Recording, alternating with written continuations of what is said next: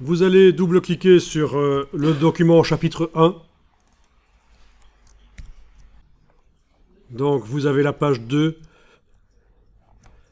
avec le loup blanc de Pologne chez moi. Vous allez double-cliquer sur le document chapitre 2 pour l'ouvrir aussi. Il s'ouvre dans un nouvel onglet. Bon, jusqu'à présent, les documents sont identiques, mais on va pouvoir modifier les choses. Ah oui, il manque une page. Il manque une page, tout est décalé. C'est parce que le premier document termine par une page de droite et c'est normal que le second document commence par une page de gauche. Bon, c'est pas très grave, de toute façon on va les supprimer les pages.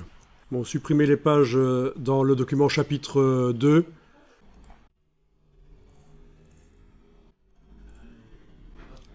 Corbeille.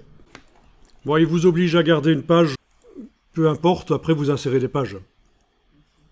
Menu de la palette pages, insérer des pages, je vais insérer 5 pages. Ok. Et voilà. Bon, on peut essayer avec le chapitre 3 aussi, tant qu'on y est. Vous double-cliquez sur chapitre 3, il s'ouvre dans un nouvel onglet.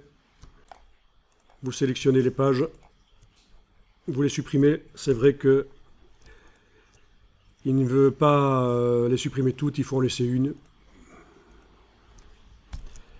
Voilà, une fois qu'il vous en reste une, vous insérez des pages.